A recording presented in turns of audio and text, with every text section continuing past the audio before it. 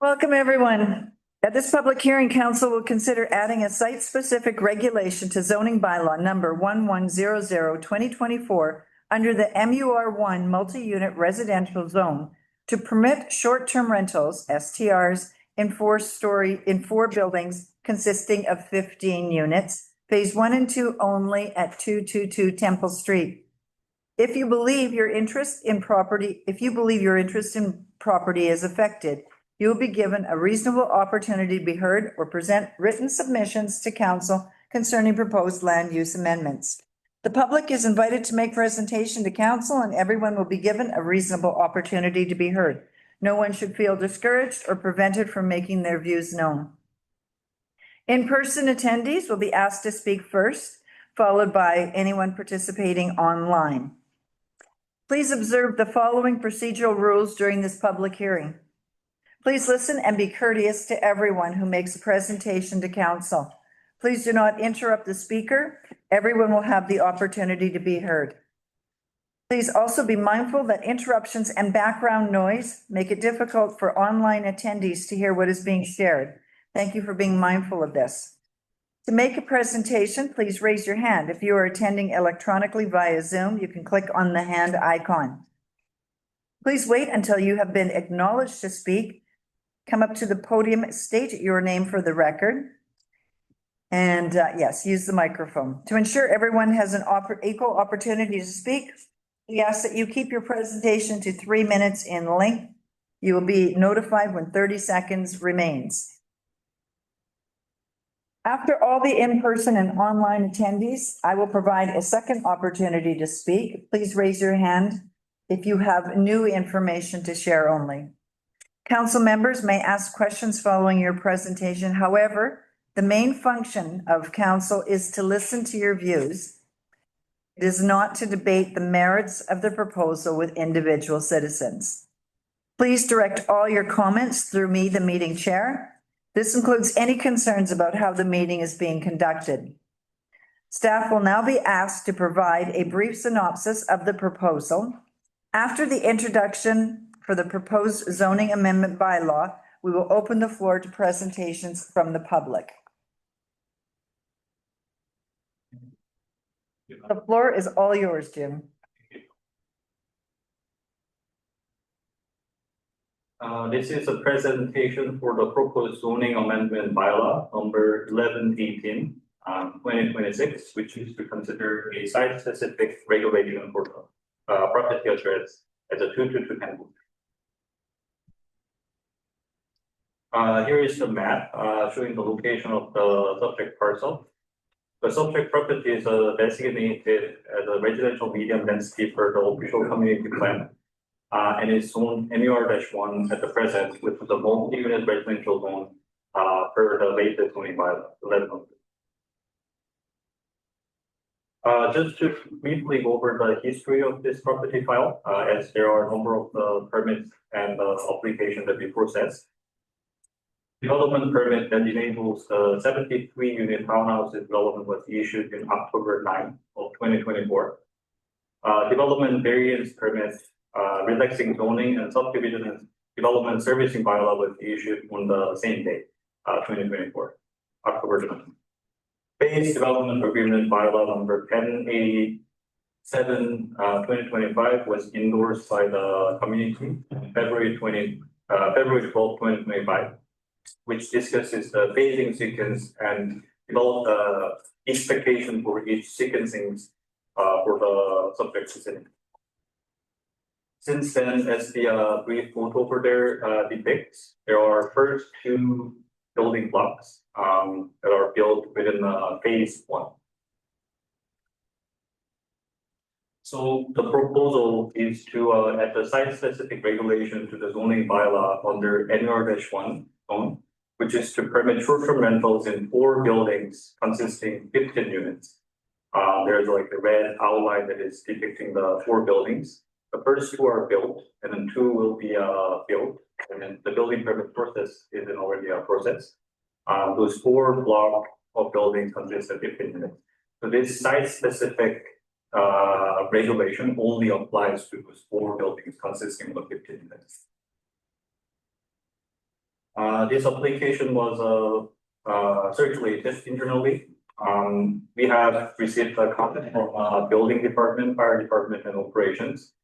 There were a number of the comments, and then those comments can be briefly summarized to the three key factors. Just to read it out loud. One was the parking considerations, and the other is it's from a fire department, particularly. They want to make sure that the main access corridor of that strata development is unobstructed for the EMS and fire services. And there was a general comment that short-term rentals will require separate inspection, and that is per the building business licensing procedure.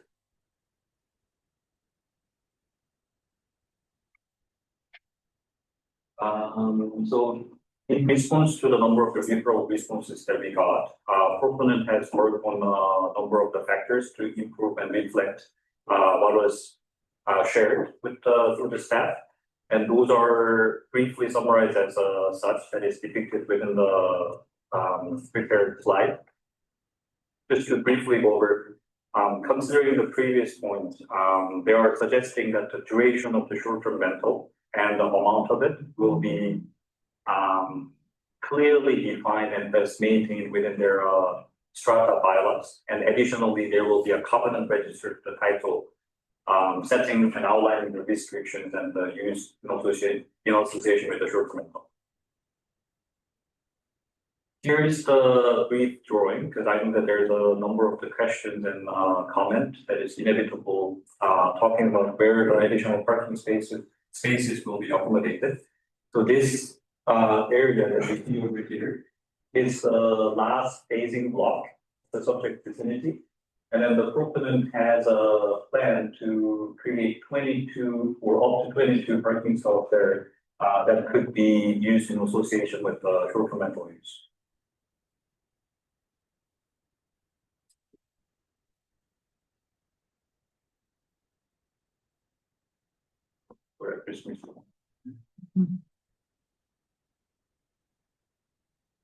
As we can see from that drawing, what it may suggest is that in the future, depending on the short-term rental business licensing application, the staff will afford a chance to determine or redetermine whether sufficient off-street parking space is provided within the strata. So when that happens and there is an event that parking stalls are not meeting the requirement of that latest bylaw, then there is a small possibility that development permit may need to be amended as per to conform to the latest bylaw at that time. So that may reduce the overall density of the subject property, should that be the case in the future. This application was vetted through the Planning and Development Committee, and the Planning and Development Committee held in February 18, 2026, expressed their endorsement for the site-specific regulation.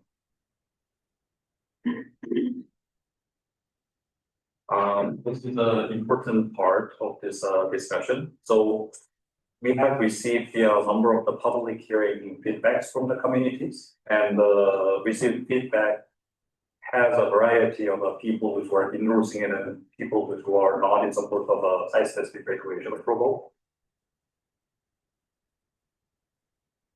It can be, I believe, summarized to the key principles of this, which can be economic contribution versus housing affordability. That appears to be the major point that is being discussed through the input that we received.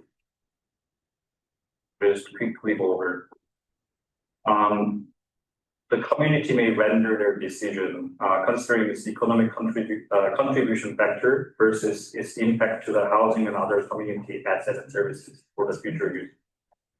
The main points from the received public hearing input, whether they're expressing the support or non-endorsement, they appears to correspond to that quick slide that I shared about the questions, which one weighs more and benefits community more.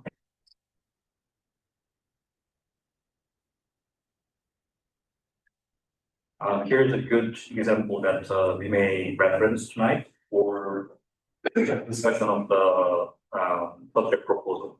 So this is from the strategic plan 2022-2026, and it outlines a number of the priority that is given by the district as a community. And we can see that there is one aspect which is economic growth, and the other is recreation and tourism, and there's a housing component.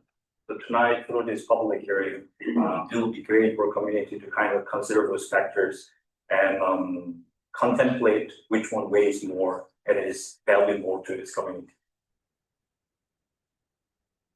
Just wanna add the additional point because I and our team worked on interim housing need report that is from that was endorsed by the community December of 2024. Not in particular to this application, but in generality, because of the community happens to see a lot of application that discusses the short-term rental use versus the residential, whether it's in form of a rezoning or the site-specific regulation like this case, or sometimes through the temporary use permit. I just want to point out the one aspect that is in alignment with what interim housing need report concluded to or alluded to the community, which is that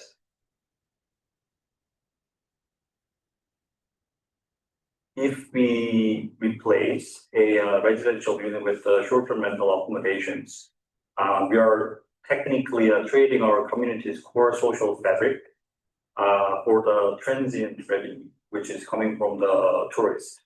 So in theory, when long-term residents are replaced with the tourist population, the community will or may lose its core population that sustains the school and core services in the town.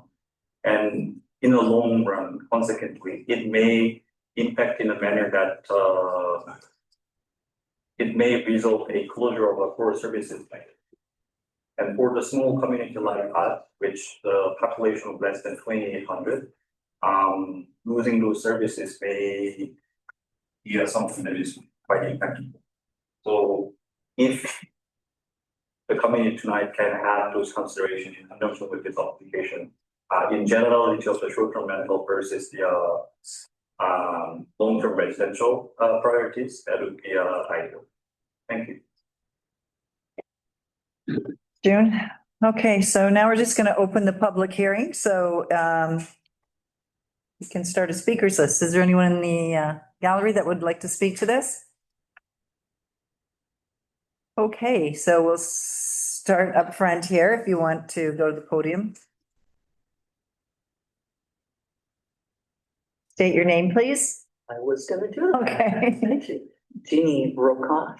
I live in number 10, which is right across from the new development in Hobens. I live in Hobens.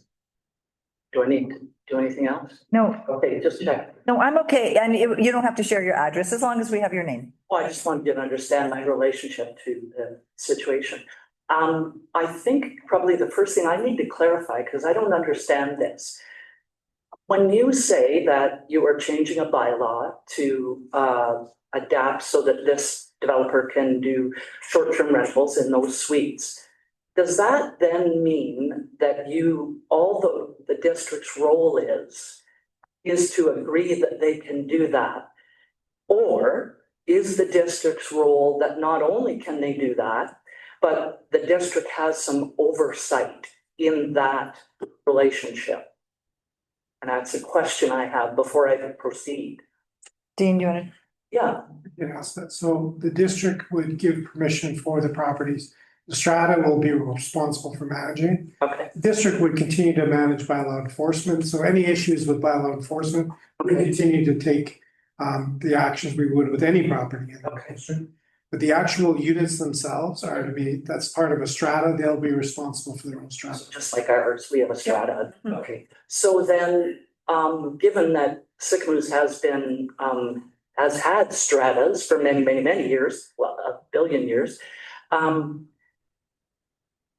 do we have a protocol or a process to manage the concerns for short-term rentals versus condominiums?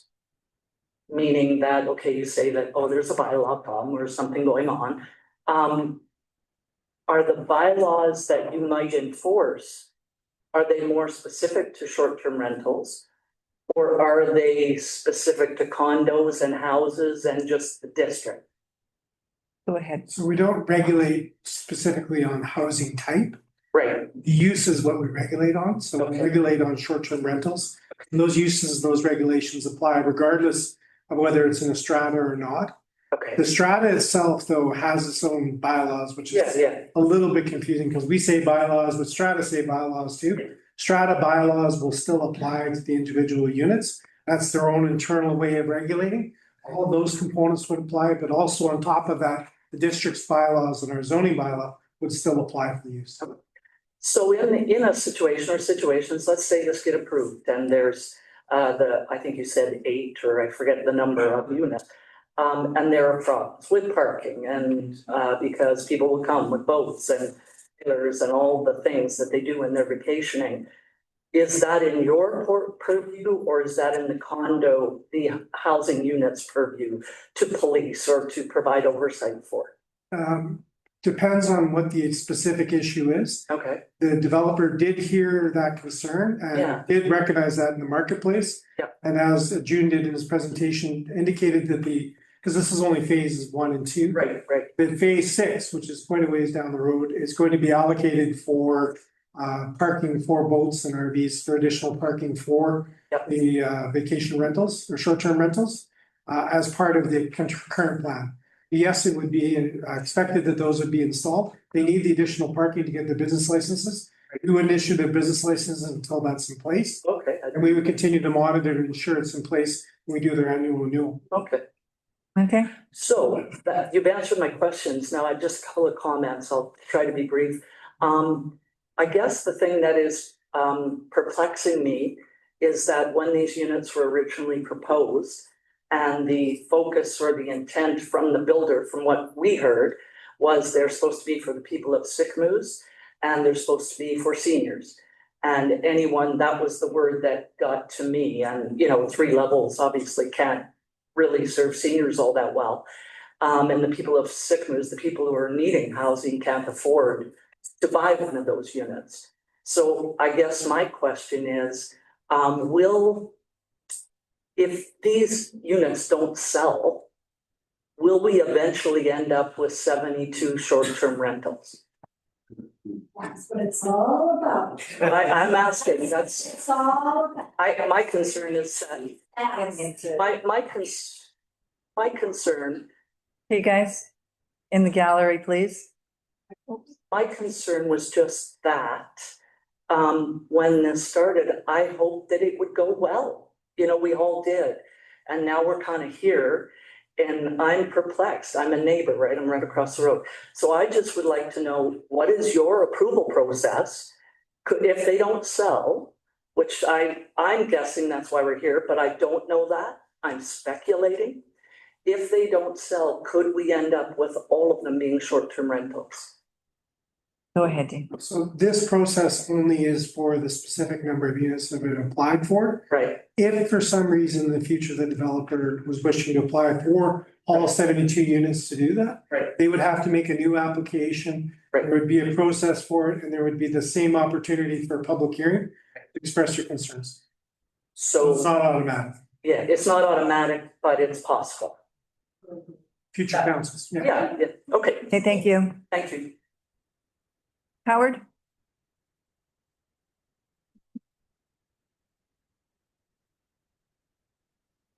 My name is Howard Yakimishin.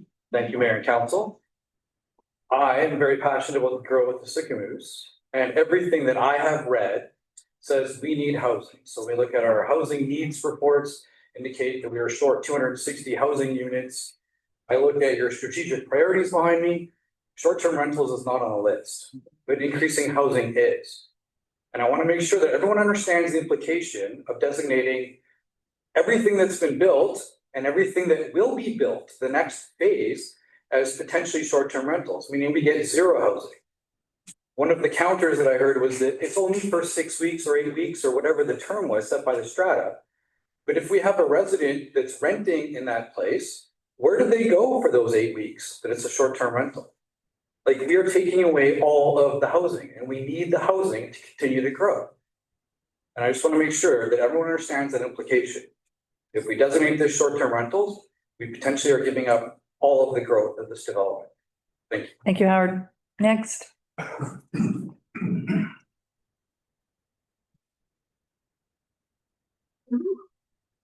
Ryan Schwarzenauer. I live right next door to this development, and I have been absolutely tormented for the last year.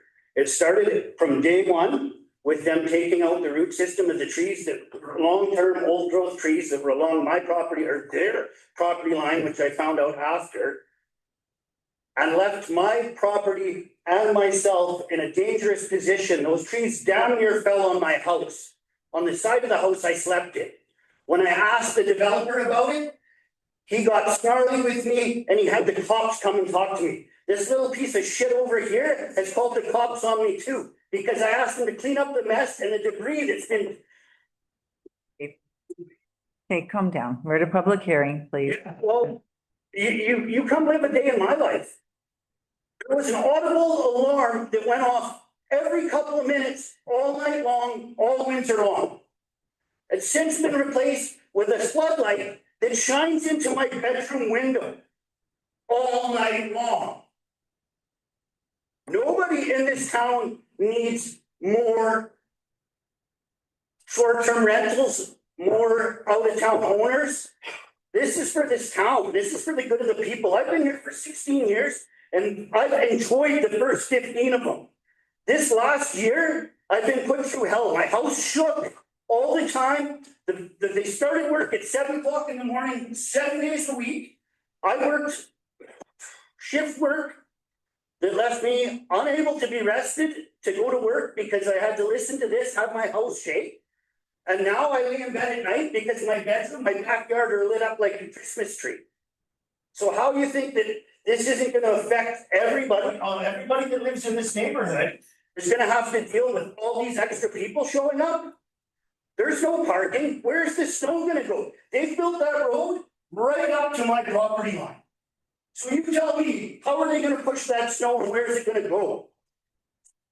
Okay, thank you. No, I'm not done. I still got time. Nobody's giving me no 30-second warning. Okay. Like what does this guy bought for you people that he gets every variance he asks? Like what's going on? Why is there no privacy fence? You want to make this short-term rentals? Well, I want a privacy fence put in. This is invading my space. Like, I'm sorry that I'm upset, but this is the first time I've had a chance to speak on it. And I suffer from a lack of sleep. I'm constantly in a matter of agitation. And the last thing I want to do is work in my yard, which was once my safe haven, the place I like to spend my time. My yard looks like crap because every time I'm out there, I get reminded of these idiots. Thank you. Thank you. Anyone else? Hi, I'm Marcia Norris. I live in Temple. I just want to know, I understand gossip, it's already been passed under the table. So That's what I've heard too. So why are we here? because I've had 2 people, possibly 3. And I was here in January about stuff. And like I said to you guys, I've been here since 66. Our council has sold our soul. This sold our soul. This was built for residents, not short term. This owner has 3 complexes, 1 Kelowna, 1 Salmon Arm, and 1 here. Why are you giving him the ability to even think short term?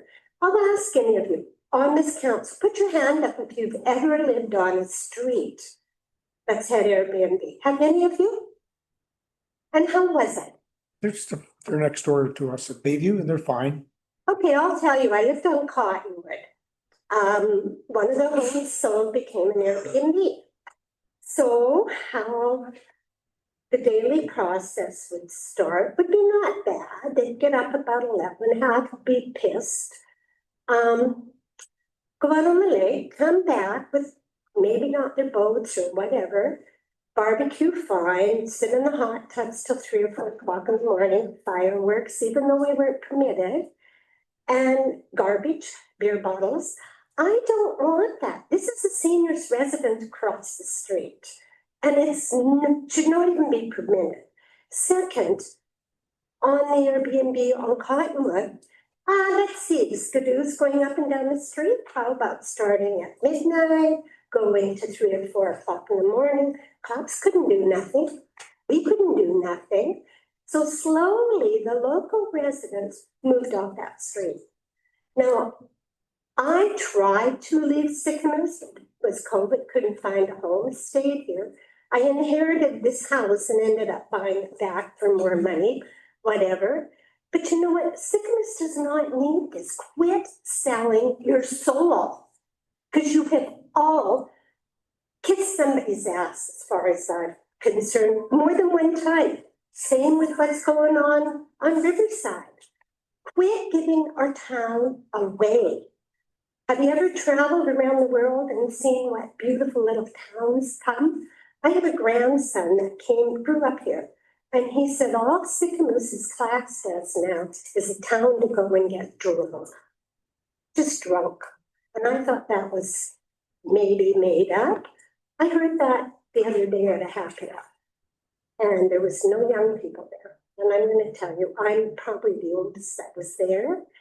So I think you guys need to pull your purse strings in, reevaluate your own soul, and see exactly why the hell you're doing this. I don't care about your fucking 30 minutes. Excuse me, it's a public hearing, but please watch your language. Sorry, but I don't. And there is a time that, Okay. thank you.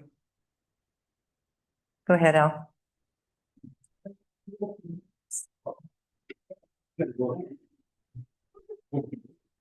Oh, Vagard. I have a request of the chair.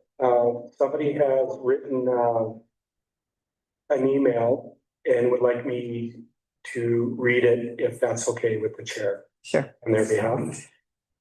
Okay, so before I do that, I'll share my story first, if that's okay with the chair.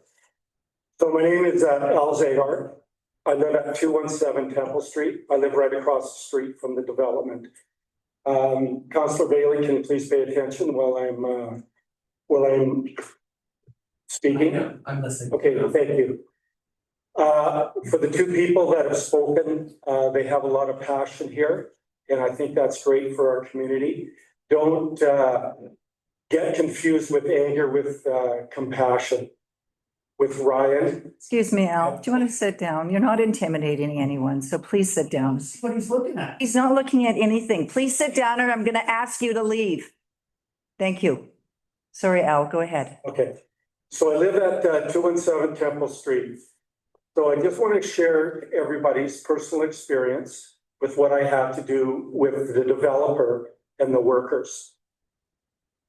This also brought to the attention that I had to go and send an email, and I spoke with a very positive conversation with the chief financial officer, Sycamores. So I just wanted to share my experience with everybody that's in council, and also hear everybody that has come here to voice their opinion. And so, like I said, I live at 217 Temple Street. Because of the excess of vehicles on Temple Street and lack of communication from the developer, everybody was coming into my driveway, which is filled with road crush. It created a lot of ruts and divots. From there, I had to put up barricades to stop this. I've also witnessed, which is actually very disturbing, a worker defecate on my property right in front of me at 5:30 in the morning. From there, around the development site, because the developer did not provide washrooms, I watched on a daily basis workers go to the washroom, 1 and 2, on the work site. And for me, I actually thought this was actually pretty comical, because I thought, here they're going to the washroom where all other contractors are walking through there. Also, I had workers walk onto my property and take water out of my tap to fill their water bottles without my permission. They also had their lunch on my property without my permission.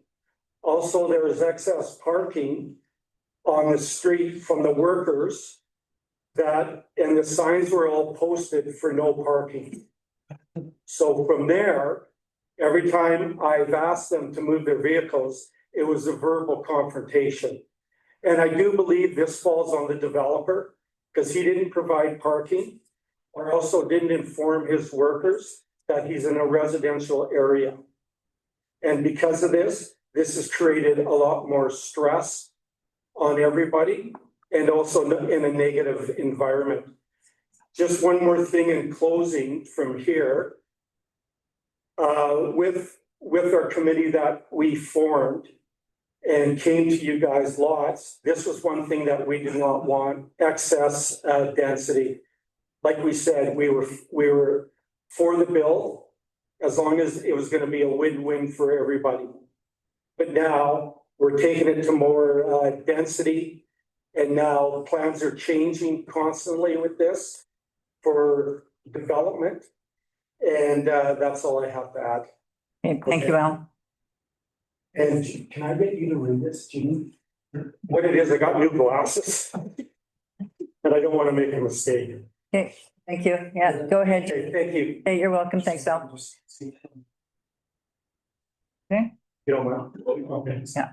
Could I get the name off the letter too, please? Sure. Okay, thank The name of who it is, it's Linda Stortz, Stortz.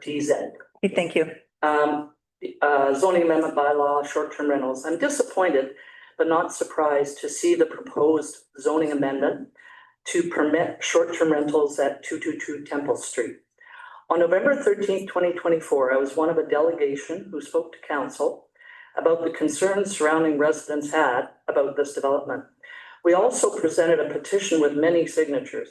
Council lavishly granted exemptions to the developer, permitting him to pack 73 units of stacked 3-level townhouses into a property with far too little parking, only one entry/exit point, wave road easement requirements, and only a small grass strip without curbs to separate narrow Temple Street from an asphalt paved walkway. Judging by the many tire tracks already gouged into the grass, this curbless verge is going to be a parking lot for trucks and boat trailers, further narrowing Temple Street. All opposition was smothered under council's flag of more homes for young families, and the developer was given free rein. Now the developer wants to turn the buildings into holiday party rentals. The residents objected to having 100 to 120 more people and a minimum of 73 cars packed into a development with only one entrance exit leading onto a street that is only 20 feet wide. Allowing a zoning amendment for short-term rentals will greatly increase the density of people, and especially cars, causing a nightmare of parking and traffic issues. The property owners opposite 222 Temple Street already experienced clashes with construction workers and their vehicles during the past 18 months. We retaliated by posting no parking signs on the south side of Temple Street after vehicles damaged grass lawns were parked right on private property and disrespectful workers hassled property owners. We can't just imagine what living next to buildings packed with transient holidaymakers will be like. Instead of the young families council claimed would move in, we are now expected to endure absentee owners providing nightly rentals to transient coming to party loud and hard. Plenty of us know people in Revelstoke affected by these party buildings. The developer has not given us any reason to trust him. We observed numerous workplace safety violations during construction. Workers routinely walked on top of the pitched third-floor roofs without safety harnesses. Many did not wear hard hats or their supposedly mandatory safety gear on the job site. They were not provided with portable toilets, and the adjacent property owner found piles of human feces beside his own property. Only angry complaints resulted in the eventual installation of portable toilets. Radios were often played at loud volume, greatly disturbing our senior citizens. Vehicles were parked on private property, workers took their lunch breaks on the front lawn and used an owner's water tap to fill containers for us at the construction site, for use at the construction site. We apparently have 10 more years of this disruption to look forward to, thanks to council's indulgence of the developer's demands.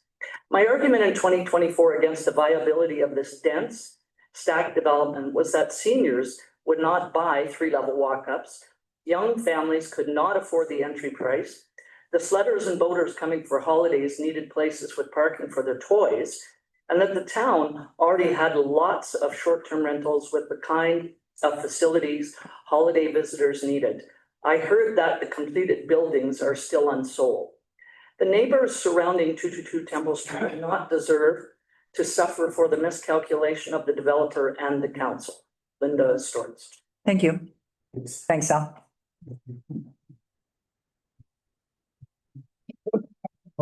Is there anyone else in the gallery that would like to speak? Go ahead, Fred.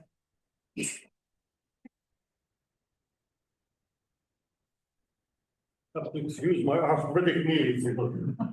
No worries. My name is Brett Bush, and I live on Temple Street. When we had the hearing, I don't know, was it 2 years ago, year and a half ago, 6 months ago? I don't know. The developer did at that time promise that they would have adequate parking, have special parking areas for the residents. And also there was going to be a playground installed for the children. And since it was going to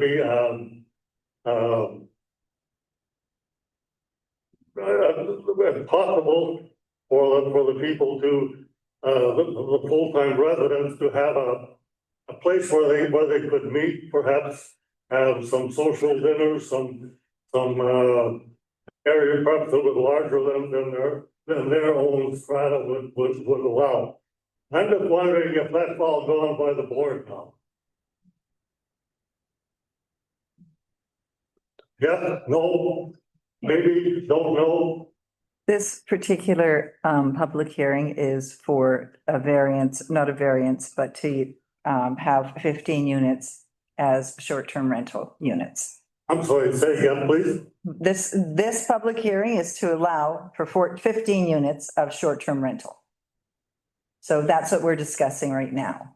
So the rest of the development remains the same.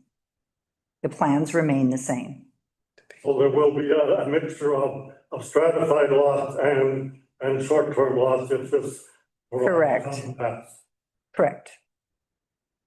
Okay, I see nothing but dissatisfaction with the neighborhood with that, but so be it. Thank you. Fred. Okay, the lady in the sun visor, please. My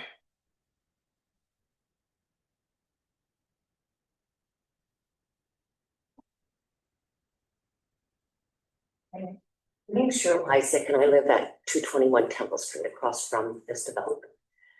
My biggest concern is the safety of the residents in this senior neighborhood. This is the most senior street you're going to find maybe in all of British Columbia. I'm one of the youngest ones there. I have MS. I need so far walking sticks, but everybody needs a cane or some kind of way to help them. And if we have Airbnbs in this, we all know what this is going to look like. There's no doubt in our minds it's going to make our lives extremely uncomfortable, extremely unpleasant. We're a bunch of old people. We live in this neighborhood. It's a peaceful neighborhood for senior citizens. We have to fight for lighting and for a sidewalk. And it's just, my main concern is that I'm so concerned that this wasn't right off the bat just rejected, because you are supposed to be protecting us, your citizens, and then we have the most vulnerable living in this neighborhood. And you're going to put us at risk to have noise and chaos and constant party and make our life super uncomfortable. And it's just wrong. It's just plain, just wrong. It's they picked the wrong type of building to build in the wrong town. It's not our problem. It's not our fault. That's on the developer that they made these choices. And I literally feel like this is one of those where they say one thing and they're just trying to get another thing again.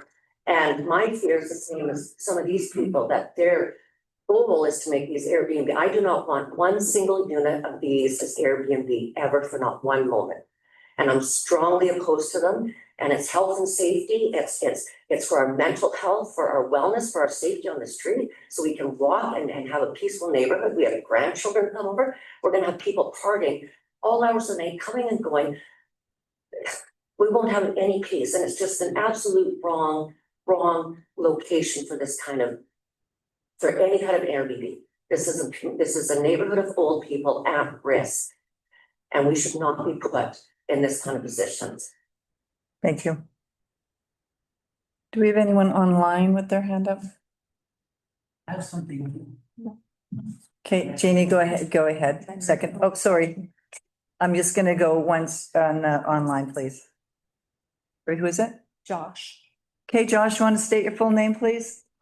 Yeah, hi there. This is Josh. I'm actually working with the developer on the site. And yeah, I'd just like to comment on a couple things. It seems like everybody's commenting on the actual development itself. I guess this public hearing is for the short-term rentals and not the development itself. So everything is staying the same. With that said, I know that there's been concerns and people call it Airbnb, but this is for weekly rentals, not nightly rentals. I guess with that being said, that some people have said that it could be a lot of partiers, but it could actually be maybe families of the owners that are there, or maybe families of the owners across the street or local that want to visit them but need a place to stay. And I'd also like to bring up that tourism does help the community, helps businesses that are close. Tourism is great. With this short-term rental, it is only 12 weeks. It's not whenever they want or whenever they feel like it. And with those weeks, they are just one weekly rentals. So it's not going to be 7 different renters on 7 different nights. It's going to be one group of renters within that. It also, with this and what we're proposing with the 12 weeks, I guess this helps out the affordability in the community with being able to purchase in the community.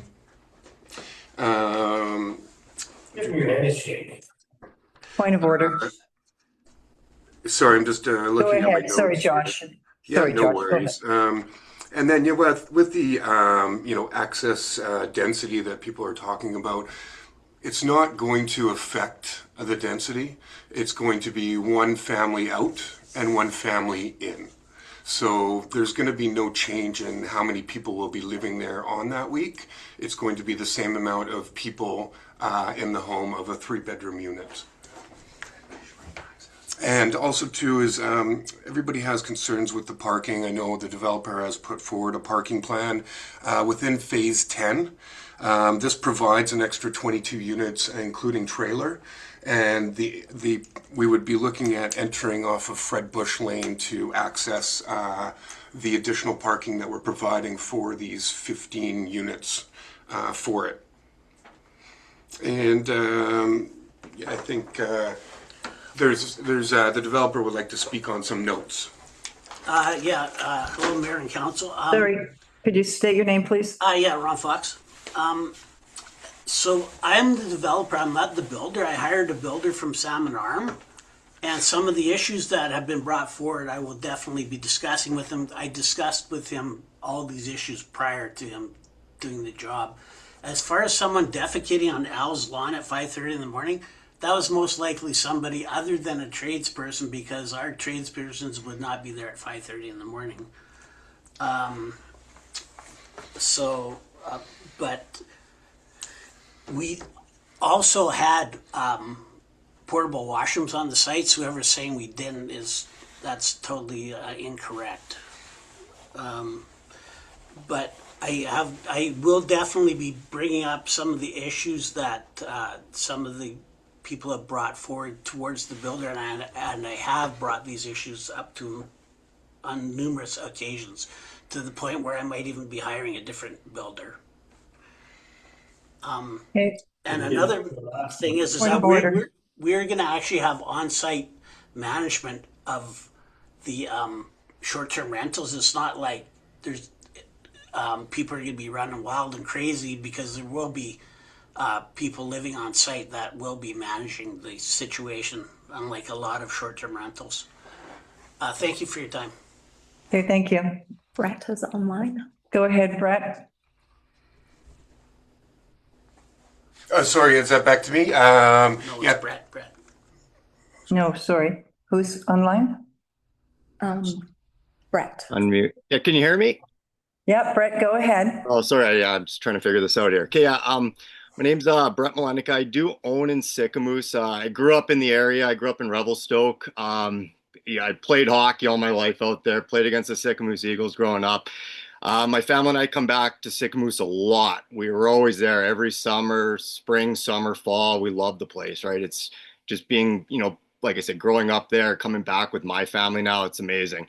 I can understand some of the concerns of the elderly across the street there with the old age, but with the senior housing and whatnot. But I do want to just kind of reiterate what Josh was saying. Like, Sycamoose it's just become a vacation, destination where tourism is a huge part of Sycamoose. And, we bring a lot of family and friends out there. They love the beaches. They love the water.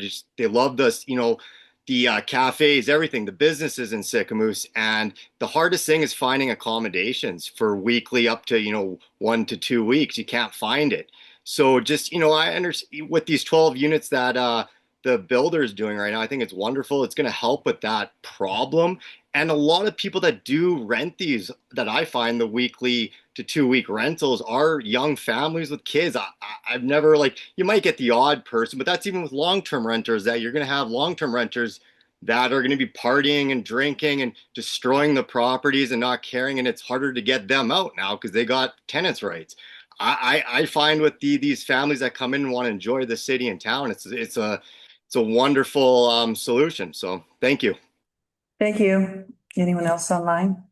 Nobody else online. And then we had Okay, Jeannie one. we'll do seconds. Okay, Jeannie, something new? Yeah, promise. Okay, yep. I think phase 10 is a little late for the parking, but that's not what I was gonna say. Because I think that needs to happen sooner. Has anybody ever in the council, I don't mean you guys, I mean just over time, has anyone ever looked back at the condo development, stuff on Riverside? We all know, I did the housing assessment and saw that 70+% of those units are not lived in at least 50% of the year, more like 70%. So they're empty. So the question for me is, has anybody kind of went back, looked at that whole time and went, what worked? What didn't? What could we learn from it?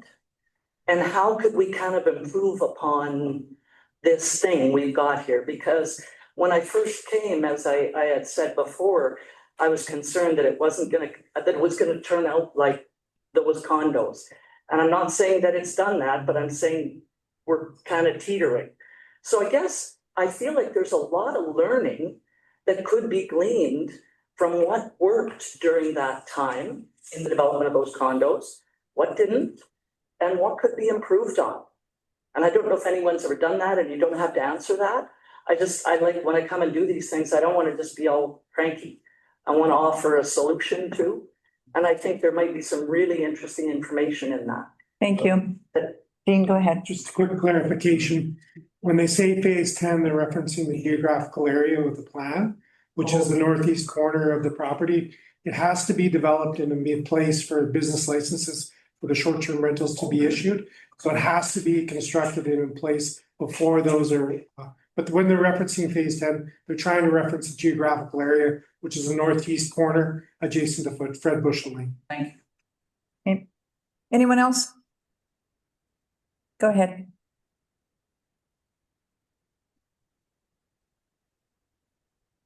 Hello, Justin Fox, 1133 Shishwap Avenue. I understand there's a lot of negativity towards this proposal. I think in the grand scheme of things, the concept that there's these 15 units of one week or more, that's it can really lend a hand to Sicamouse's overall economic situation. Tourism is our biggest economic driver. There's still going to be plenty of other units in the proposed developments that can be owner occupied or long-term renter occupied. As Dean just touched on, the additional parking that would be addressed immediately. And I know there's also some other concerns about that these buildings or units are not friendly to those less mobile. And in fact, some of the buildings in phase 3 will have living space, like full living space on your ground floor above the floodplain. So there is other things going on here that are in play. Thank you for your time. Thank you very much. We have one more individual online. Okay, something new? Kate, we'll just do this one and then we'll go back online. What are you looking? Excuse me, you wanna just calm down, guys, or leave, okay? I'm not gonna put up with that here, so calm down or leave. Go ahead. Am I to understand there's 15 of these units that they want to Airbnb out? Short-term rental. Short-term. There's only currently 8 buildings there, so I don't understand. I feel like this is just the biggest bait and switch. We've been like sold a lie by our town council. I feel betrayed. I feel seriously betrayed. My heart breaks for all the people in my neighborhood if this were to go through. And I just, again, I really hope that you guys will consider all your citizens in this community above profit and developers. Thank you. Dean, did you want to add something? Just for clarification, the first 2 buildings have been constructed. The application would apply to those 2 buildings as well as the next phase, which is the 2 buildings directly behind it, for the total of 15 units in that first corner. So in the southwest corner of the development. So the first 15 built. Correct.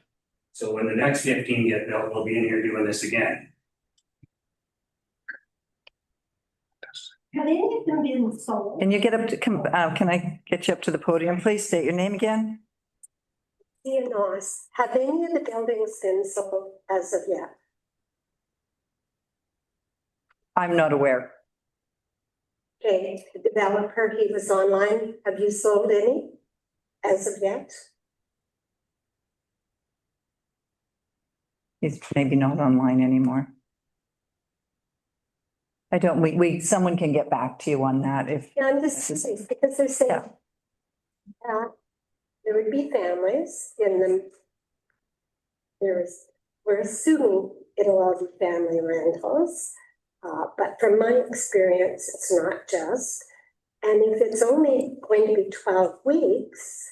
What 12 weeks? Yeah, what 12 weeks? What's happening with the rest of the time? Nothing's jiving here, folks. Absolutely nothing's jiving. Okay. And we're all seniors across the road. Thank you. Anyone else? Something new to add? Yeah, I would like to state that as far as I was under the understanding that these were going to be affordable housing for locals that can't afford to live here. Now he can't sell them, so he wants to rent them out. Why doesn't the price come down so they can be affordable? Or make them long-term rentals for people that can't even find places to rent and live in this town?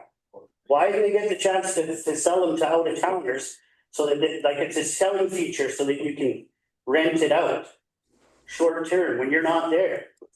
But we've got people that live in this community that can't afford houses. And instead of, we'll build affordable housing for the community.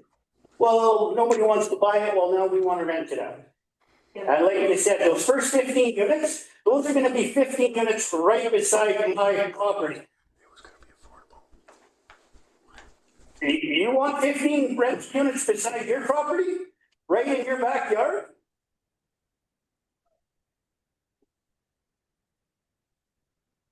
No? And This isn't about me, I'm sorry. well, what it is about you, because you guys keep giving all the agreement or, This is about the 15 units being short-term rentals. so yeah, the first 15. 15 out of 73 is one thing, but 15 out of 15 is another thing. 15 out of 8. Okay, thank you. Such a joke, Anyone else? just like this guy. Go ahead.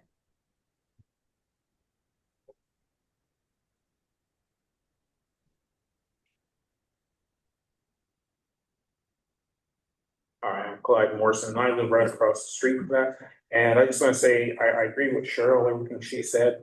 Mentioned that it is a seniors place, that road, people are walking, they're riding their scooters.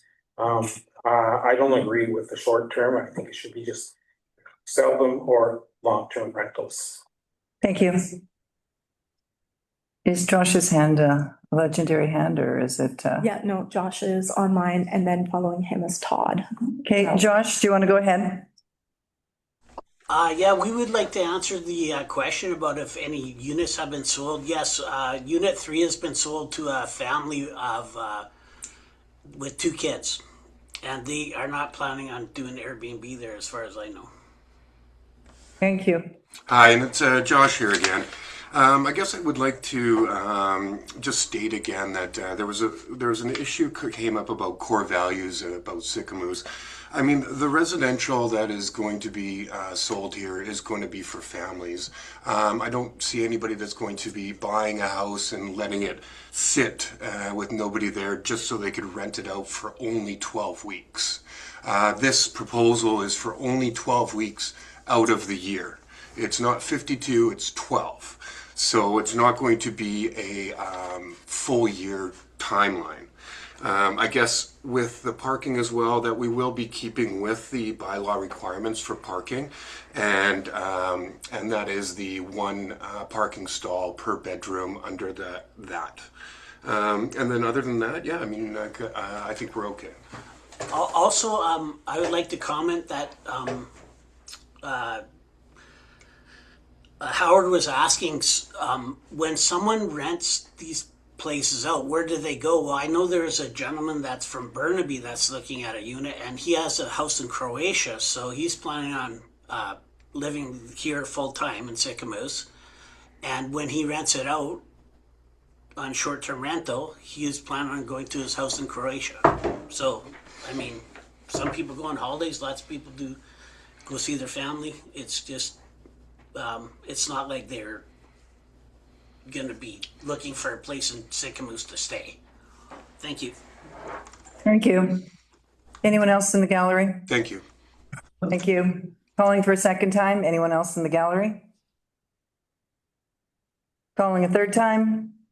Anyone else online? Anyone in the gallery? Todd Fowley's online. Oh, sorry. Okay. Todd, go ahead.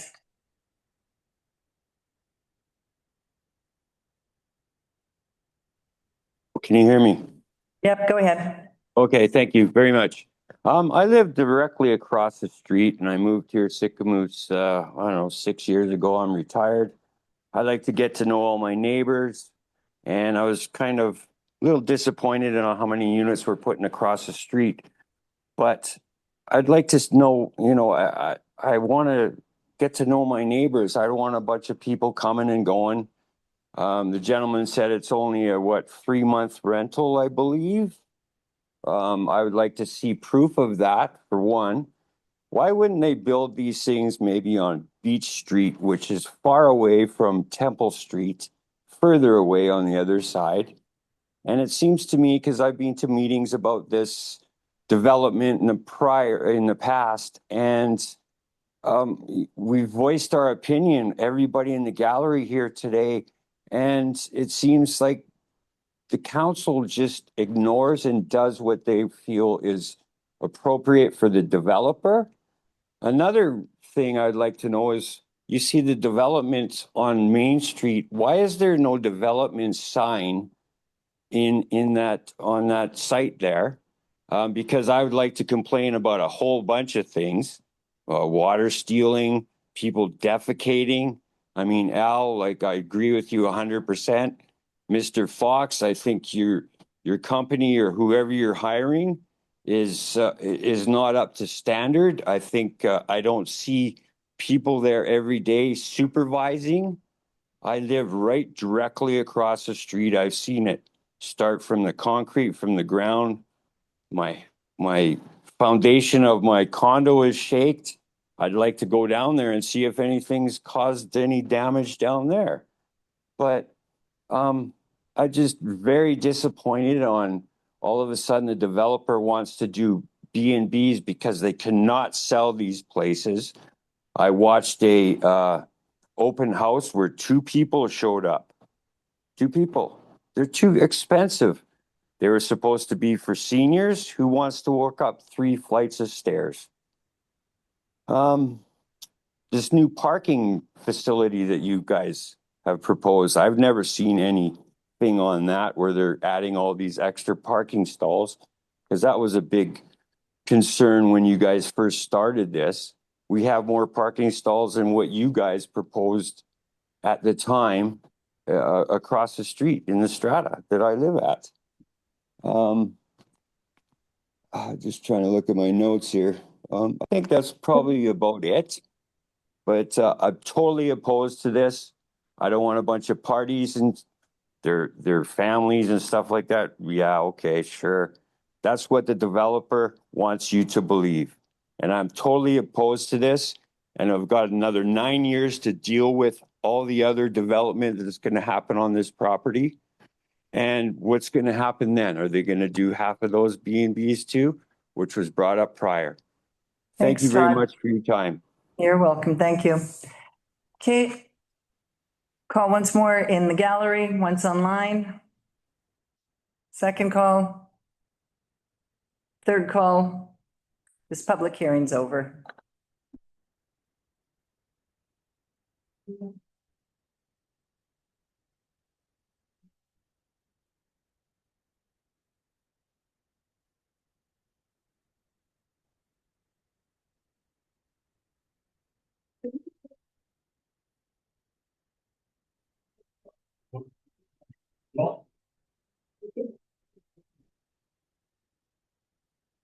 Don't vote right now.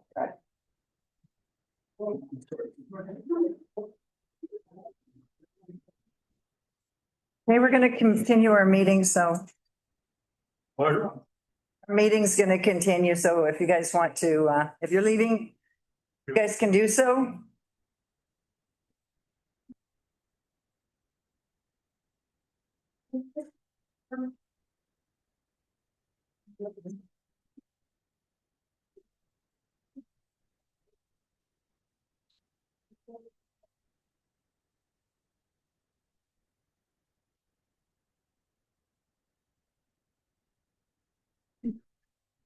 It'd be interesting.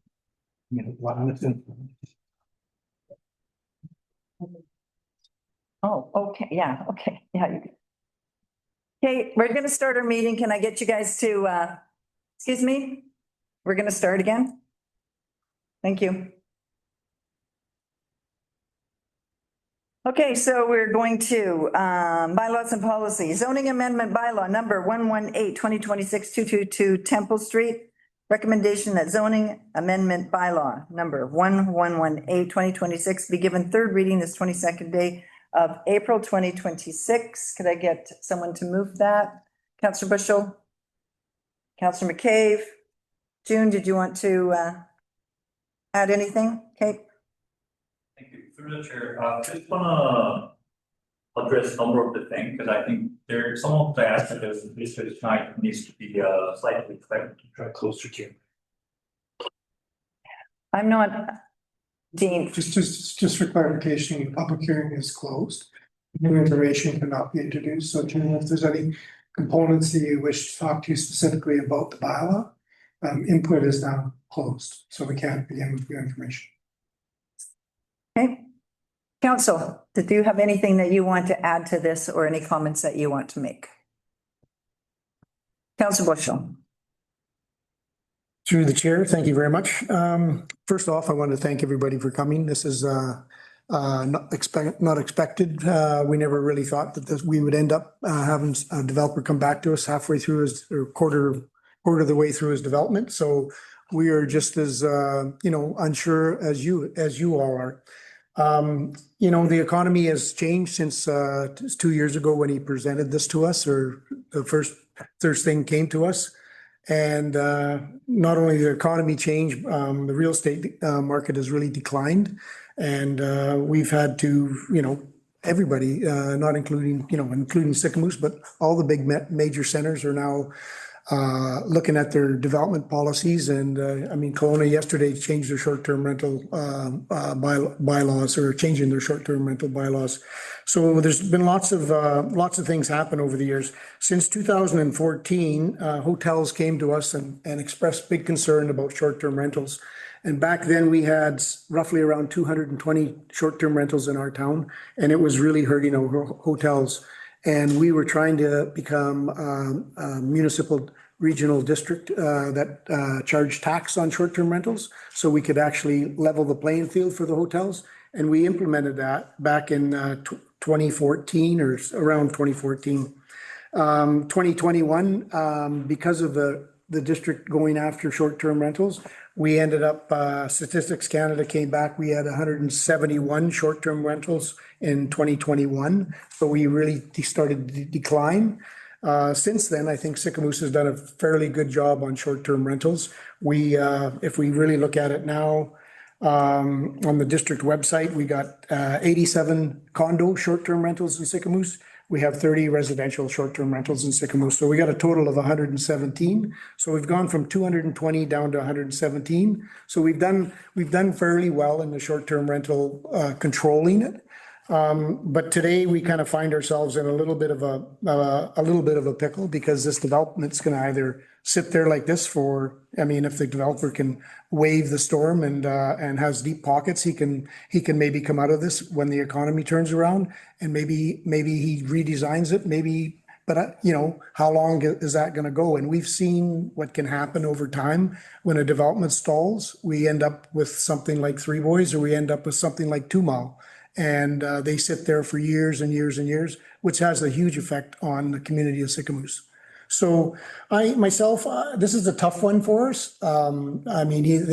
They've presented some different options, and coming back to us with only 15 short-term rentals is doable. I feel it's doable. And then they went and allowed them only to have 12 weeks of short-term rental out of the 52 weeks of the year. So each unit could rent it out 12 times. And I really think, it's a tough decision for us up here. And, do we want that property to sit stagnant for a number of years? I don't, that's for sure, because I've seen what it can do to a community. And so I have a tough time voting on this, but myself, I think it's controllable. We've done very good job controlling short-term rentals, and this is one proposal that is actually very doable for us. They presented us with extra parking in the back, which unfortunately wasn't part of the package. But they came to the planning committee meeting in February and presented taking away 2 buildings, which is 19 parking stalls, which is huge. And if they have somebody living on site, which is normally what we require in a short-term rental, I think it could work. Are we going to go beyond the 15 units? That's going to be another council. Who knows who's going to be on council then? But I think if they can get some momentum on sales, and all along, I've never been told this is seniors housing. I was never told it was affordable housing. It was just a housing project from what we were told from the beginning. So I'm not sure where that came from, but that's my comment. I just thought I'd let you know. Thank you, Councillor Bushel. Councillor Bailey. Yeah, I want to thank everybody for the comments tonight. I don't know how, got demonized on this, because it's not ever been anything that council has not, we've sat here and listened. We have, and before on this issue, the development was already passed, and then we found some opposition. We heard some opposition, and I want to point out that opposition was that there was no lights, there was no sidewalks, there's sidewalks, there's lights. There's everything that we've done to try to move this forward and to make sure that this is incorporated into the community. The other point I want to make is that this is a land that was and is in full compliance with the development policies of the District of Sycamoose. Does not have extra density, it doesn't have anything like this. This is following our general city bylaws for development. Now, on the short-term rental side, that's certainly something up for debate, sure, but I don't. To say that this development doesn't conform with any of our rules is absolutely false. It's just completely wrong. And I think we need to be clear when we start talking about developments that there is a set of rules. It's a very clear set of rules, and staff did all of the rules correctly. There is a question around the phase development agreement, and that is a normal thing in development agreements, that you can allow a developer to phase it. And this is what's going on here, because you don't think that all 73 units can be sold in a small town immediately. And that's what the purpose of the phase development agreement. There's nothing nefarious behind it. You know, we're all community people up here as well. Like, we all live here. Like, we're not here trying to make your life hell. I'm not here trying to scheme against you. You might believe that, but it's not true. It isn't. And I mean, I'll be honest, this was a tough public hearing to hear some of the things that have been directed at us. And you can certainly, you know, think that council has sat here and fought against us. It's simply not true. We care about this community as well. I deeply care about it. That's why I did this job, and I have businesses here as well. So, but for me, I want this development to go forward.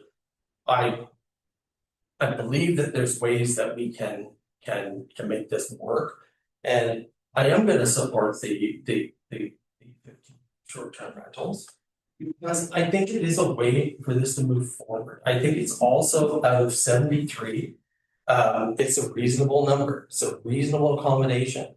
And a lot of the times, what we have to do here is try to find paths forward. And I think this is a reasonable one.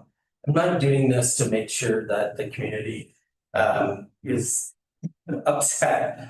I think, though, the job also entails trying to figure out how do we balance this. And I do want those other 60 houses to come online, and I want this development to be successful.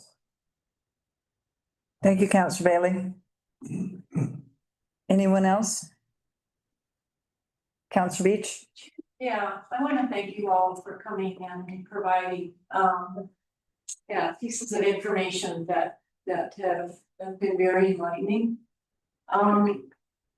This can work, and I know so because I lived in a situation similar to this for 2 years. I only had access to rental unit for the winter, and then I had to move out and live somewhere else. So people do need places with the flexibility of short-term rental, or so we're talking 15 units.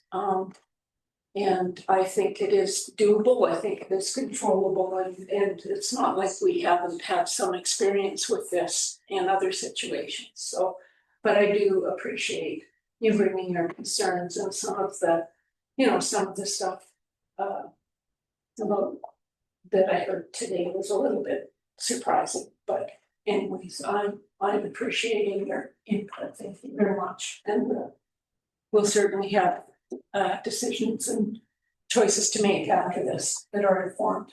So thank you. Anyone else?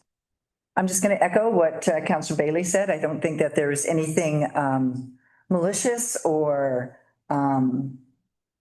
evil or anything like that from council. It was a project that was brought to us. It met its zoning. It met all the specs that we had public hearing. You guys came in. You guys wanted sidewalks. You wanted lights. You didn't want anyone parking on Shuswap Lane. We're going to take care of that with no parking signs, which obviously should go out right now on the, I would guess it's the south side. Is it the south side, opposite side of the temple, of the new building? So that whole, along your development, that should all be no parking now on that. So I would request that staff look into that and make sure that no one is parking there any longer, so we can clear up that right away. Okay, so anyone else? Okay, I'm going to call the question. Oh, sorry, go ahead, Councilor Bushel. Yeah, can I just add that, and Ian brought it up in both phase developments, and a lot of developments, especially in today's day and age, to be a developer, you have to have very deep pockets to be able to weather the storm and weather the application process and the DCCs and all that go along with it. And I remember when we did our development on at Mare Landing and on Riverside, we started in 97 and we built 2 buildings and it stalled.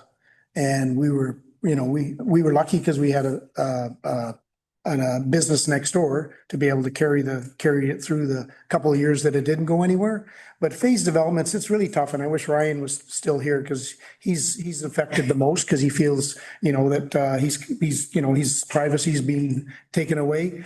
The developer will have to put the fencing up and that'll have to go up. But it takes time. And I know time I myself, I live next door to Bayview Estates. They blasted for years up there and I got rocks in the roof to prove it. And I weathered the storm, but it's a beautiful subdivision now. I got good neighbors. I even got a short-term rental guy not far away. It takes time but we can't let Sycamoose not progress, but we want to do it in a responsible way. And I think we've looked after our short-term rentals in this town very well and we haven't had a runaway. Anyone else? Hey, I'm going to call the question. All in favor? And that's carried. All opposed? Councilor Rich. Okay, we're going to move on to District of Sycamoose Financial Plan. 2026-2030, bylaw number 1119, 2026. Recommendation that the District of Sycamoose Financial Plan bylaw number 2026-2030, number 1119, 2026 be adopted this 22nd day of April 2026. Could I get a mover? Councilor Bailey, Councilor Bushel, Bianca. This is the financial plan. It's a legislative requirement. It has to be passed before May 14th. I did a full presentation at the last meeting. If council would like me to go over anything or any last questions. Council, do you have any questions or anything for Bianca? Okay, let's call the question. All in favor? And that's carried. Thank you. Fees and charges amendment bylaw number 1120, 2026. Recommendation that the District of Sycamoose fees and charges by amendment bylaw number 112, 2026 be adopted this 22nd day of April 2026. Councilor Bailey, Councilor Beach, Bianca. Same spiel. This is adoption for the fees and charges bylaw, which is kind of a buddy bylaw to support the financial plan. And the recommendation afterwards is also the same. Okay. No questions? No. All in favor? And that's carried. Thank you. Recommendation of the District of Sycamoose Water Regulations, Rental and Connections Charge, amending bylaw number 1122, 2026 be adopted this 22nd day of April 2026. Could I get a mover on that? Councilor Bushel, Councilor McCabe, Bianca. Council, any questions, any concerns? Call the question. All in favor? Okay, thank you. District of Sycamoose Development Cost Charges Reduction Bylaw number 1123, 2026. There's a recommendation of the District of Sycamoose Development Cost Charges Reduction Bylaw number 1123, 2026 be adopted this 22nd day of April 2026. Councilor Bailey, Councilor Beach. Council, do you have any questions? Any concerns? Call the question. All in favor? And that's carried. Thank you. Revitalization tax exemption, amending bylaw number 1124, 2026. There's a recommendation that revitalization tax exemption, amending bylaw 1124, 2026 be adopted this 22nd day of April 2026. Councilor Bailey, Councilor McCabe, any questions? All in favor? And that's carried. Thank you. District of Sycamoose tax rates bylaw number 2026, recommendation that the District of Sycamoose tax rates bylaw number 1121/2026 be given first, second, third reading this 22nd day of April 2026. Could I get a mover, Councillor Bushel, Councillor Rich? Any questions or concerns? Councillor Bushel. I just wanted to say thanks, Bianca, for all your hard work on all those bylaws and getting the financial budget already. We kind of beat it all to death and hope we didn't beat you up too hard. But thank you very much for great work, you and your staff. Absolutely. Thank you, Bianca, for all of your hard work from all of us. We do really appreciate everything that you've done. It's a big job and Gord really beat you up, so. So do we want to talk tax rates a little bit? That's what we're on now, right? Let's really tax rates. Okay, I made a little presentation. So like, let's not erase that. So yes, this is another one that has to be adopted before May 15th. This guy up. Maybe it'll go away then. So the schedule looks a little bit different this year if you've looked at last year's tax rate bylaw. New year, new look. I've changed up the layout of Schedule A, just to provide a clear picture of what the different rates are. So we have general municipal, which this is all District of Sycamoose. We have hospital, which is us setting the rates for the hospital based on their requisition, and then Columbia Shuswap Regional District based on their requisition. So really breaking it up so we know, where those are coming from. The regional library does fall under a general municipal rate. So that one has been in with us, but just to make it a little bit clearer. And then this function right here, this total, maxing out as close as possible the utility rate. So our maximum that we can go to is 40. So I went as close, give a little bit of wiggle room just in case next year there's a little bit of assessment change, but getting as close to 40 as possible. So new year, new look. Questions that we usually get asked, like, aren't there more rates on a property tax notice? Yes, there are 11 different levies on our property tax notices, up to, some people have 10 depending, because the sewer collection rate does not, it depends on where you are located. But we're only responsible for setting 7 of them in our bylaw. Bob here asks, what can I expect to pay for my home? Well, it depends on your assessment value. My assessment increased by 4%. Bob's increased by the class 1 average. So Bob can expect for general municipal purposes, it'll go up by 3%, which is our general municipal rate, which we talked about in our financial plan. Plus I built a small house in the back that added value for my son. Well, do you know what, Bob? We have a nice online tax calculator. Let's go there and we can calculate what the impact is. So when this bylaw is passed, we will update this online calculator we have.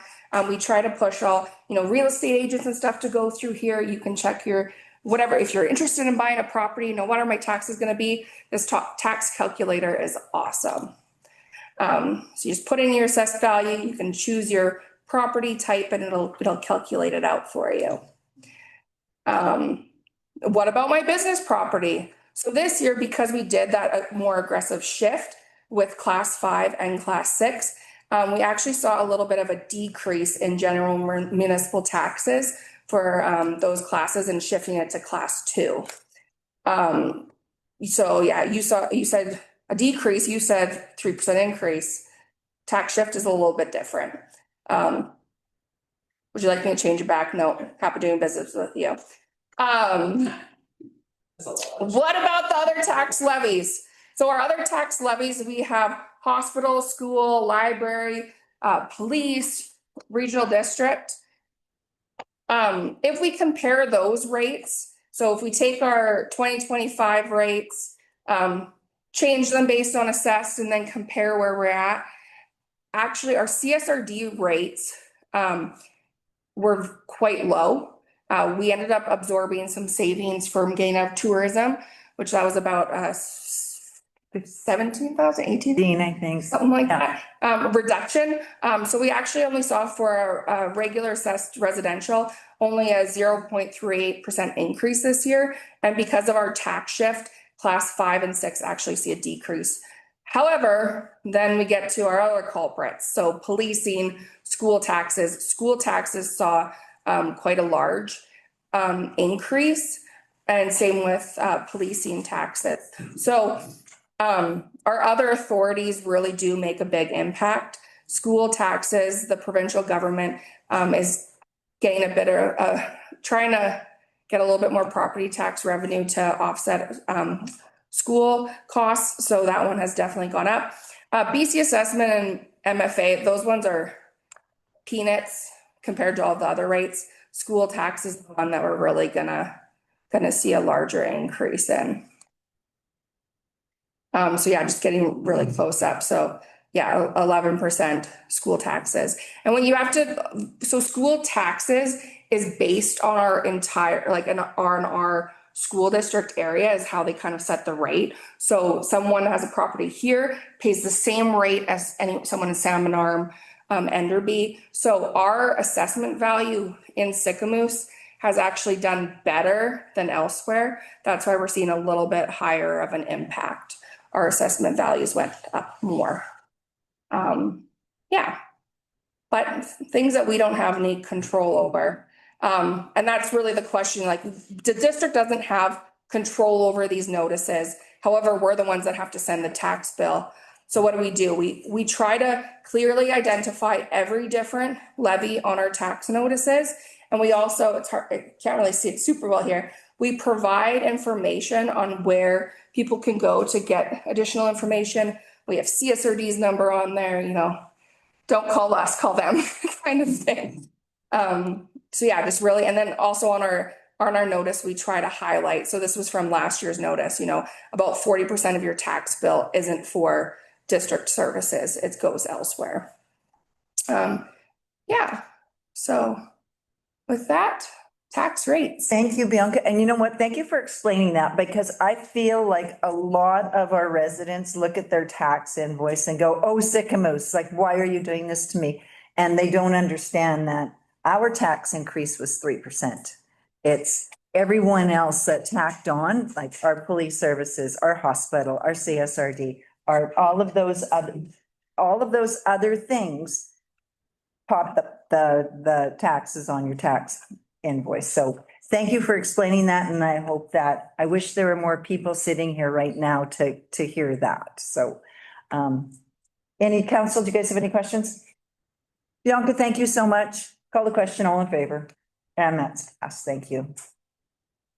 Staff reports. Recommendation of the District of Sicamous 2025 consolidated financial statements for the year ending December 31st, 2025 as presented be adopted, and that BDO Canada LLP be appointed as auditors for the 2026 fiscal year. Councillor Bushell, Councillor Bailey, Bianca, do you have anything you want to add here? Yeah, I'll just go over a few of like the larger changes where you're like, why the heck is that so different from last year?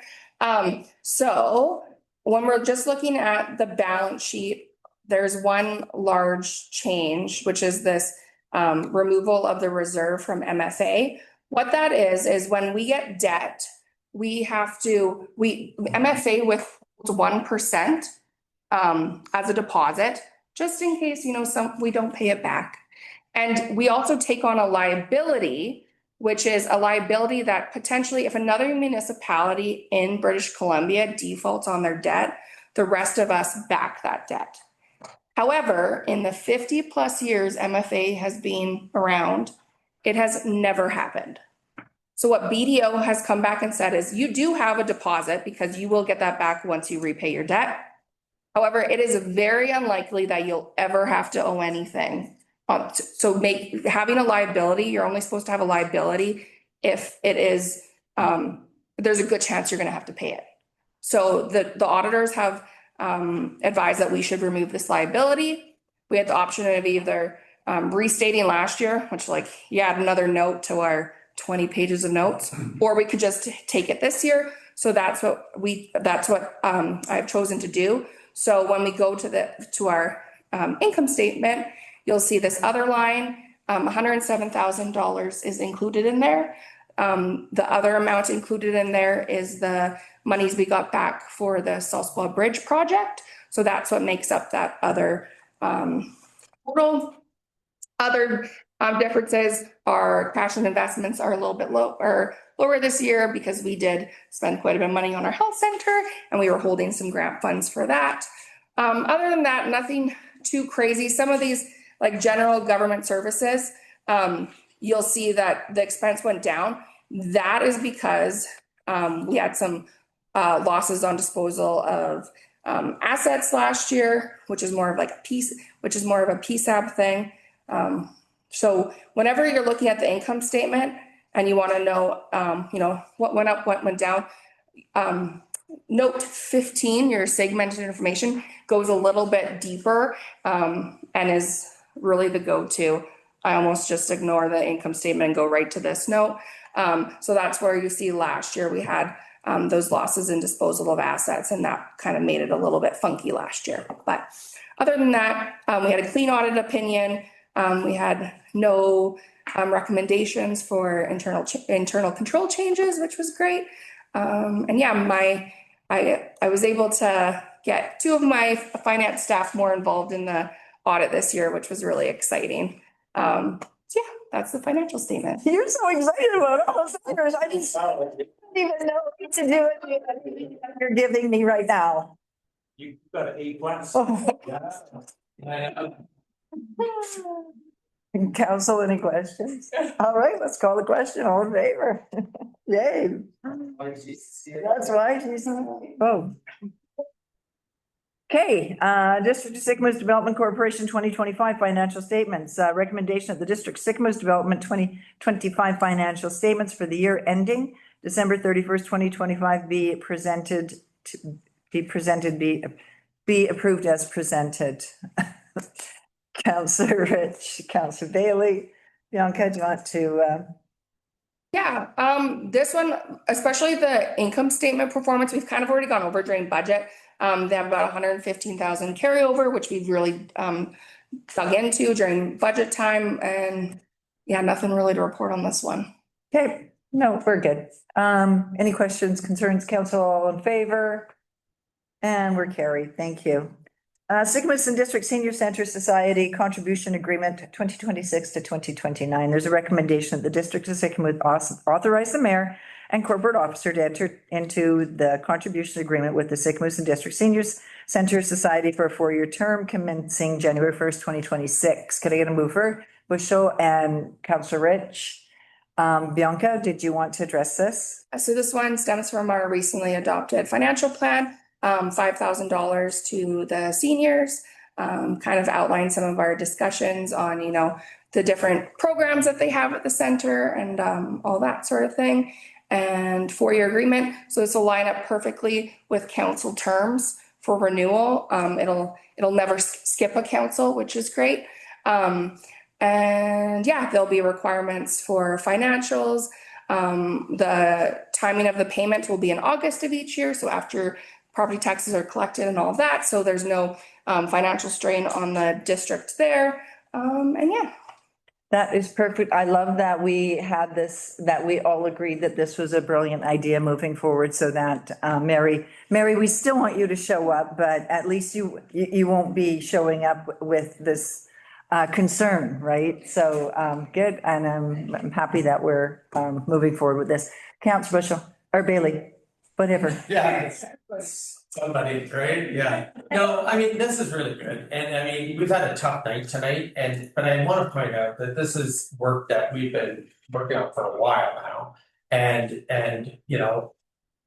we got to a resolution on this, and it's a really, I think, great resolution, and it shows the innovative approach, I think, of this council, that we are supporting seniors. We are doing things in the community. Like, it's a very community-minded council.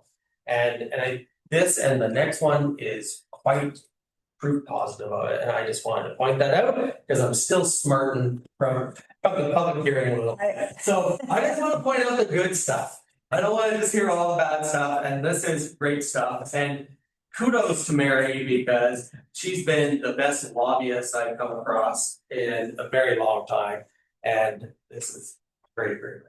Absolutely. And speech. No, and that's great. And to your point of the lashing we got tonight, which is what happens when you sit in these chairs. And we're gonna suck it up and we're gonna get over it.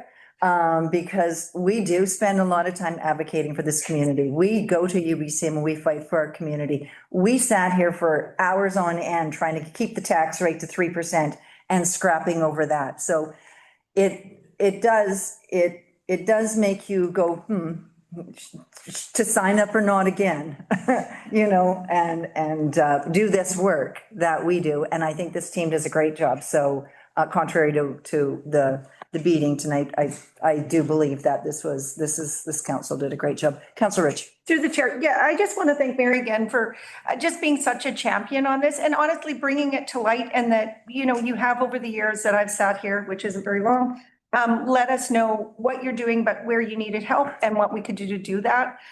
So appreciate, because we don't know everything, right? We're not in everybody's backyard knowing what's going on. And you really showed us, and I appreciate it. Okay, let's call the question. All in favor? And that's carried. Eagle Valley Rescue Society Contribution Agreement, another one, 2026 to 2029. Recommendation, the District of Sycamus authorized mayor and corporate officer to enter into the contribution agreement with the Eagle Valley Rescue Society for a 4-year term commencing January 1st, 2026. Could I get a mover on that? Councillor Rich, Councillor Beach. Bianca, do you want to just touch on this one as well? Yep, this one was a copy and paste and update amounts and accidentally send Mary one that said 15,000 and her go, really? To be quite honest. No, Mary. So this is the Eagle Valley Rescue Society, and for 15,000 for 4-year funding. And yeah, I think Kelly obviously couldn't make it today, but she did a fantastic presentation back in November and supporting this one for a 4-year term. Absolutely. Thank you. Thank you, Council. All in favor? And that's carried. Thank you. UBCM grant application, Community Emergency Preparedness Fund evacuation route planning. Recommendation of council authorizes submission of a grant application to UBCM 2026 Community Emergency Preparedness Fund by the Columbia Shuswap Regional District for the purposes of evacuation route planning for the district of Sycamus, and that council authorized the Columbia Shuswap Regional District to receive, manage, and report on any grant funds received on behalf of the district. Could I get a mover on that? Councillor Rich, Councillor Bailey. Bianca, do you want to touch on this? Yeah. So the reason why this one is through the CSRD is because they run our emergency program, and this grant is perfect. They just finished doing evacuation route planning with City of Salmon Arm. They want to get a plan done up here, same format. So when they have to do an evacuation, similar format, similar game plan, everything is similar, more seamless. We don't want evacuation plans that are different and all around. So this grant would cover that. Perfect. Thank you. Any questions, council? All in favor? And that's carried. Thank you. Oh, fun times. Wastewater treatment facility construction contract. There's a recommendation that council award request for proposal. Wow. 1,140,000. Is that correct? That is a lot of numbers in there. What is the correct number? That's the RFP. That's the RFP number. RFP. Okay, for proposal. Dollar value. Yeah. 1141007 0.01. I've never seen an RFP number like that before. Sycamus Rapid Infiltration Basin update to Spotsine Civil and Environmental Construction LLP with an MMCD 2019 unit price contract of 904,330 plus applicable taxes, and that council authorized the corporate officer and mayor to execute the required MMCD 2019 unit price contract. Can I get a mover on that? Councillor Rich, Councillor McCabe, Darryl, do you want to take that away? Yeah, I can really quick. Yeah, I didn't put the RFP number in there, but I appreciate that because it makes the other number. I didn't appreciate it, FYI. Just saying. Yeah, as you all know, we've talked about this in council quite a bit.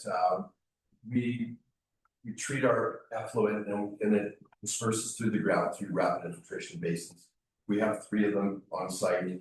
Last couple of years, we've run into some problems with the amount of flow coming in through seasons. So we had some challenges last year. So staff has been busy behind the scenes, working with MOE, working with the ALC, trying to get an expansion of the wastewater plant into the dog park with the 4th RIB, as well as to rehabilitate 2 of the existing RIBs. So on March 25th, the council supported going up to smooth concrete sand and getting a mix for that filter media. We've got that virtually locked down now. The contract's been signed. And then we went out and had a construction RFP closed on April 15th. So we got 7 submissions come in to do the work of the new RIB and the 2 old ones. And we had a pretty aggressive, rigorous scoring process that included experience, reference, methodology, and price. And so we worked with the engineer with our team. And yeah, we're recommending that we go with best price and top score, which is Watson Civil Environmental LLP. Thank you, Daryl. Council, do you have any questions? Councilor Bailey. So with this, where we are at, is it roughly 1.9 million? Is that where we are? Yeah. Yeah? Yeah. Okay. And sorry, just follow up. Yep. How much more do we have to go? We have, in our financial plan, we have 2.2 million. So that'll include all of our engineering and anything like that. Yeah, that's total budgeted. Okay. Cool.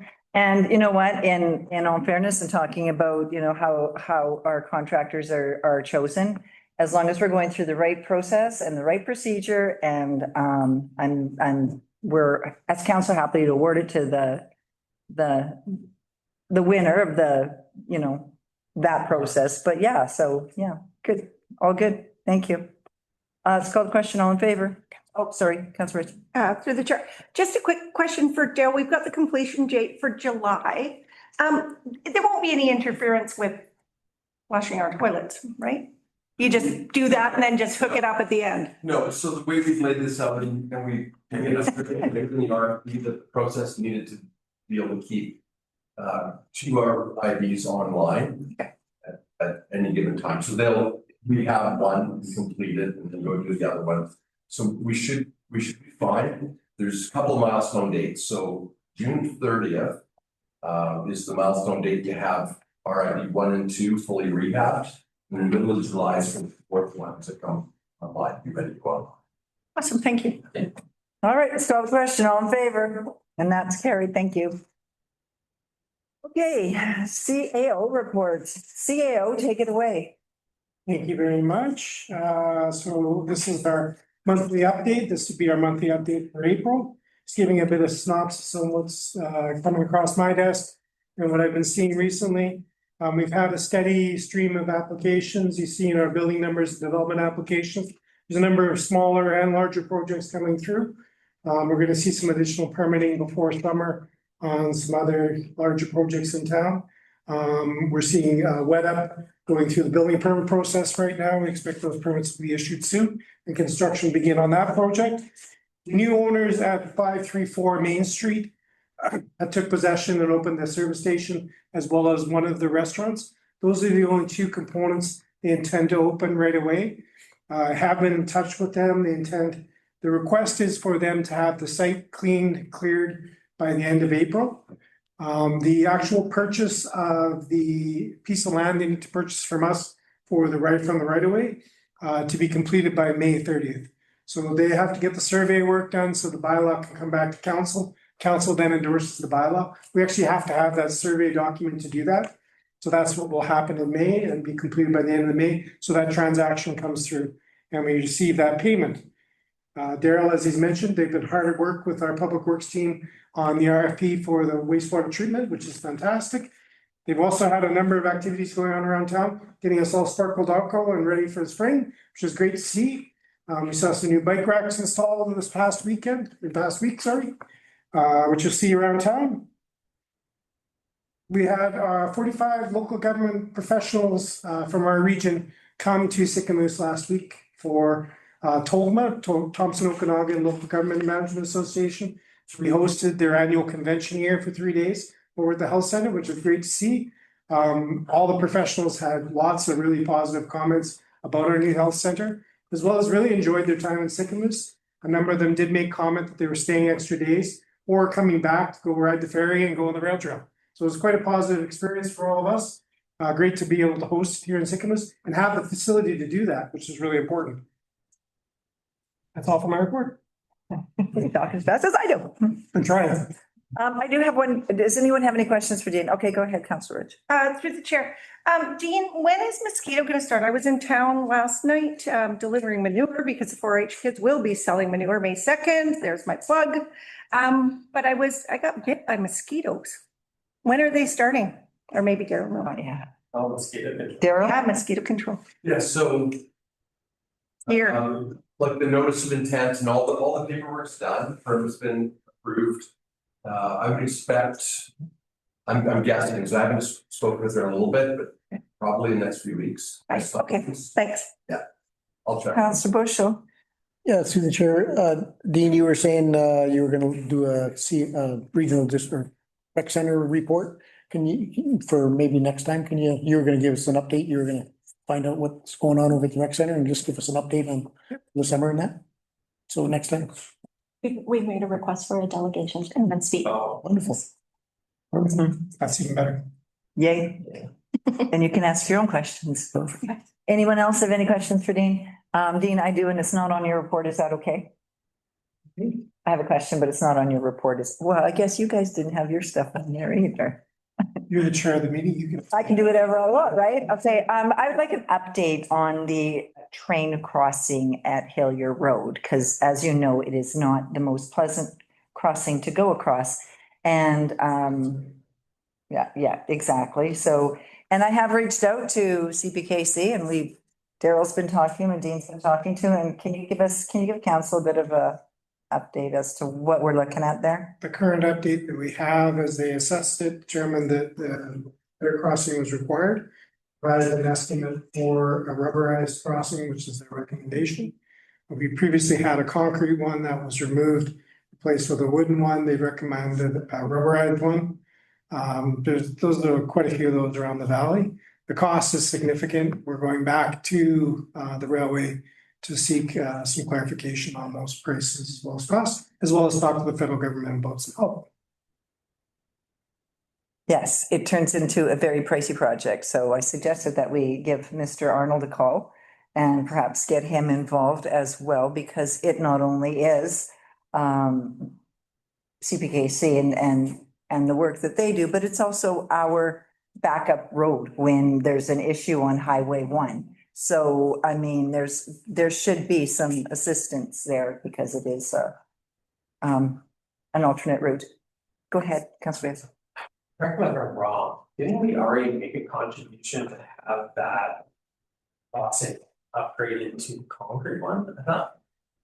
No, we didn't. No, we had Silver Sands upgraded a couple of years ago, and that came out at 130K to us, to the district of Sicamous, and this one's gonna be a lot more, so we need to look for alternatives for that. So I just wanted to bring you guys up. Maybe, since we talked about this, like give Dean a chance to explain why it falls on us, like there's actually, that's an important consideration, that's an important piece of information, that it is mandated. Maybe you can explain so I don't screw it up. The really short answer is the train was there first and our road crosses it. So we're responsible for whatever crosses their railway because the railway is here first. So in Canadian law, this is past century, railway took precedent. They were everything, everybody else had to deal with what they did. Whatever they were there first, they had all the roads, so everybody else had to deal with that. And we're kind of stuck with that legacy. Our road crosses the railway. It's our problem, not theirs. So the park sense. Correct. Now, we don't fully agree with that. We feel that the federal government has responsibility, the ministry has a responsibility. There is programs, there just isn't funding available right now, but we're gonna continue to pursue that. And that's why it's good for us to talk to our MP, and hopefully he can stir some pots with the minister to try and get some action on it. Councillor Rich. Through the chair, is it something we can share with the CSRD since that road goes to the CSRD? The interesting, no, because it's not in the CSRD's jurisdiction. However, CSRD has their own system because they're not actually responsible for their roads. So they actually, the province, the Ministry of Transportation does. We haven't fully found out how that works financially for how that cost is absorbed, whether the ministry just absorbs it, we're not sure at this point. Interesting. Anyone else? All right, let's wrap this up. We're gonna go public input. Does anyone in the gallery have any questions? Mary, just go. Thank you, Mary. I'm here representing the Sycamore Senior Center, and I really wanted to say thank you for all the work that you've put in, and Bianca's really worked hard to get a contract for us. We really, really needed that to keep our building going. And I really am so happy that I get to speak last, because I'm going to send you home on a really high note. The Eagle Valley Meals Program has officially moving into our building. As of today, we've moved some fridges and coolers, et cetera, in, and they're going to be operating their program out of our building on Mondays and Thursdays.